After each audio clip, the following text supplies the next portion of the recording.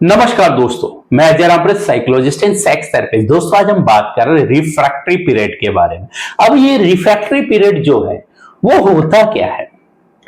देखिए, जब एक पुरुष संभोग कर रहा होता है, संभोग करने के बाद वो जब उसके वीर्य का स्खलन हो जाता है, मतलब वीर्य गिर जाता है, झड़ जाता है वो, तो उस वीर्य के निकलने के बाद उसका जो लिंग है, उसका जो पेनिस है, उसमें दोबारा से इरेक्शन आने में जो समय लगता है उसे रिफ्रैक्टरी पीरियड बोला जाता। अब जो रिफ्रैक्टरी जो पीरियड है वो हर व्यक्ति का अलग अलग होता है। वो कुछ मिनटों का भी हो सकता है, कुछ घंटों का भी हो सकता है, किसी किसी को एक एक दो दो घंटे भी लग सकते हैं।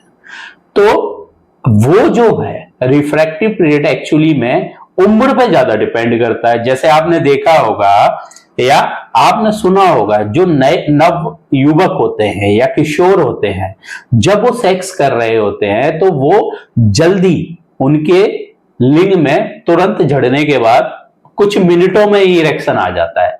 लेकिन जैसे ही हम अधेड़ की तरफ जाते हैं, एक एडल्ट की तरफ जाते हैं जिसकी शादी हो चुकी है और शादी को काफी समय 2-3 साल हो चुका है या 4-5 साल हो चुका है, तो उसमें जो इरेक्शन है, उसका जो इरेक्शन है वो एक बार झड़ने के बाद उसमें दोबारा से इरेक्शन आने में समय लगता है। वो आधा घंटा भी हो सकता है, 1 घंटा भी हो सकता है। ऐसे ही हम जब बुढ़ापे में जाएंगे, तो बुढ़ापे में भी जैसे ही जो पुरुष है वो झड़ा या जो पुरुष है उसका वीर्य स्खलित हो गया, इस वीर्य स्खलित होने के बाद जो उसका इरेक्शन है, हो सकता है उसमें दोबारा इरेक्शन आने, दोबारा कड़ापन आने में पेनिस में 2 घंटे लग जाए, 3 घंटे लग जाए, 4 घंटे लग जाए।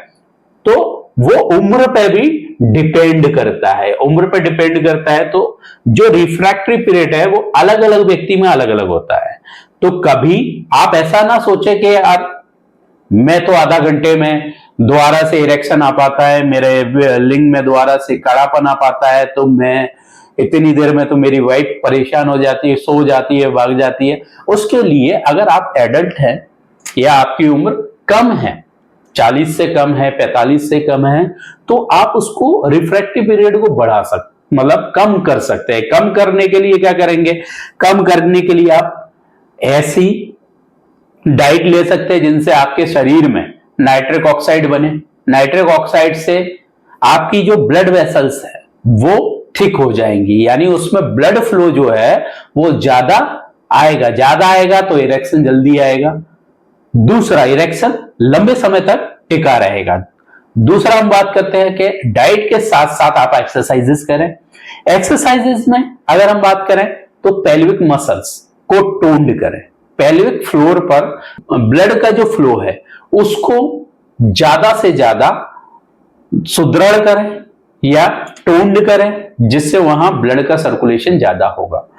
तो इसलिए आपको कीगल एक्सरसाइजेस करना चाहिए। साथ ही साथ आपको कम से कम एक दिन में नियमित रूप से 40 मिनट का वर्कआउट जरूर करना चाहिए, फिजिकल वर्कआउट जरूर करना चाहिए। उसके अलावा आपको ब्रीथिंग एक्सरसाइजेस करना चाहिए या अपने मस्तिष्क को या मानसिक स्वास्थ्य के लिए आपको ब्रीथिंग टेक्निक्स का इस्तेमाल करना चाहिए। और आपको अपनी वाइफ